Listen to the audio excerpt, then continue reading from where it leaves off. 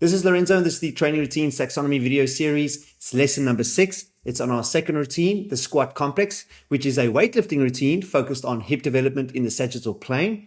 It has been designed to help you achieve one benchmark, and that is to help you unlock your back squat 1 repetition maximum using only 5 exercises, which is why we call it a complex, but more specifically using our MSP exercise protocol. See you inside.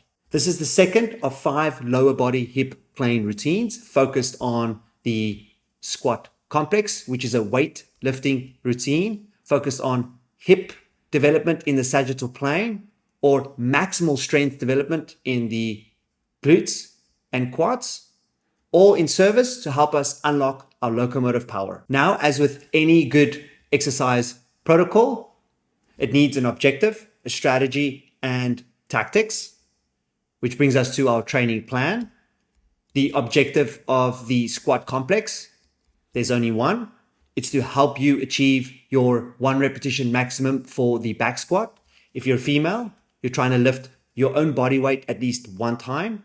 For the guys, you're aiming for a 1.5x body weight multiple on your back squat. In order to achieve that, we have to break our back squat down into its constituent mobility, stability, and strength elements as our strategy. The back squat requires ankle, hip, and to some degree shoulder extension mobility. So we have to ensure that we open up the hips and the shoulders, both in an acute way before our workout, but also do it in a way where we can also benefit from chronic long-term mobility adaptations. In the interest of safety and efficacy, it's important that we learn how to stiffen our core or create intra-abdominal pressure as we do our squats, which will form part of our core stability strategy. Finally, we have to ensure that regardless of our protocol, that each workout does lead to sufficient knee and hip flexion extension strength adaptations, because that is the foundation for the back squat itself. As for our tactics or our equipment,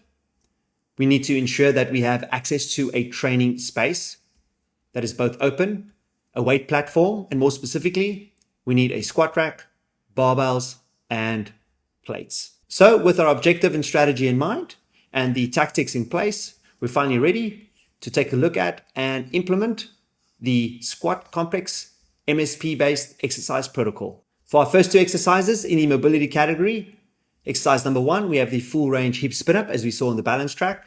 For our second exercise, we have the straight arm extension static. For our stability complex, the third exercise is the straight body McGill big 3. We will then look at exercise number 4, the bent leg squat hold.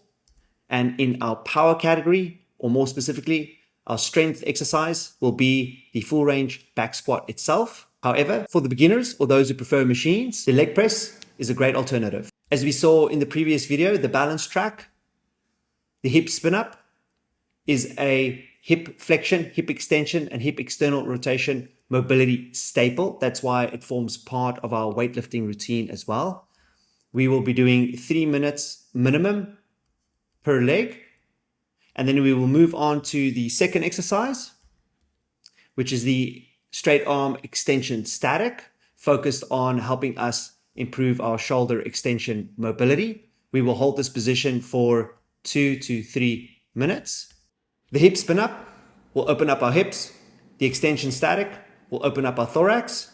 Together, this mobility complex helps fulfill our hip and shoulder mobility strategy for more effortless back squats. Once we're done with our mobility complex, lasting no longer than 15 minutes, we will move on to our third exercise, the straight body McGill big 3, as we can see here. The McGill big 3 is a 3-in-1 core stability routine that has been designed to teach you how to stiffen your core, and it's also great for helping to reduce and also prevent lower back pain.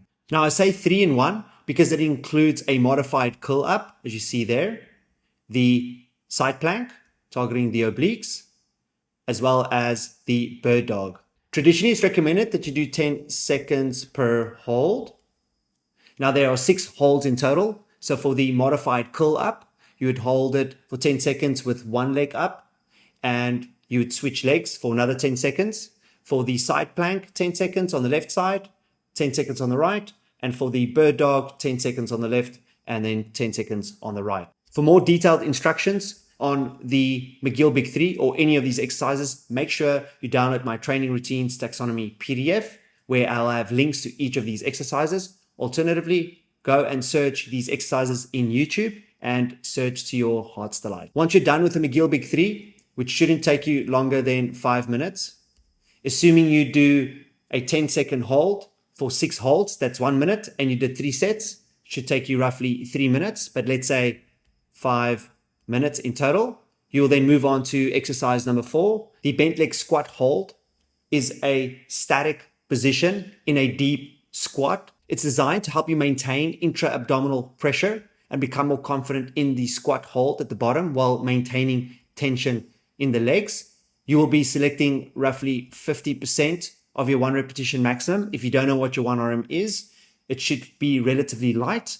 The point is to hold this position for 1 full minute, which will serve as both a warm-up and a diagnostic to your more dynamic reps. If you feel any discomfort or pain in the static position, you know not to push yourself too far in the back squat to follow. Together, the McGill Big 3 and your squat hold functions as your stability complex, which shouldn't take you longer than 8 minutes to complete, to help you fulfill your core stability strategy for safer and more effective back squats.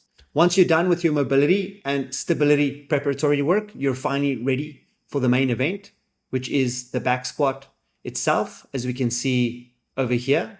Your goal is to do a total of 30 reps following what is known as the 30 rep rule. The 30 rep rule is a fixed volume protocol that allows you to do 30 reps any way you see fit.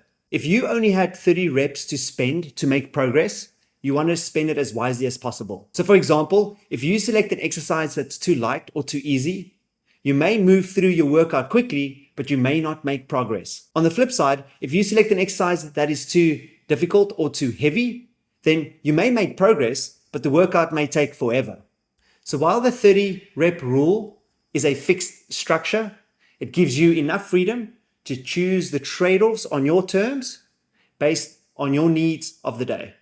Now, there are many ways to spend your 30 rep budget. You could do 5 sets of 6 reps. You could do 6 reps of 5. You could do 10 sets of 3. A 30 rep protocol that we really like is your first set as a warm-up set, 10, followed by a set of 5, 5, 3, 3, 3. And for your very, very last rep, you attempt your 1 repetition maximum. Finally, and for those opting for the leg press, the same 30 rep strategy applies. So in summary, the squat complex is a hip spin up, followed by the extension static, the McGill Big 3, the static squat hold, and finally 30 back squats or leg presses.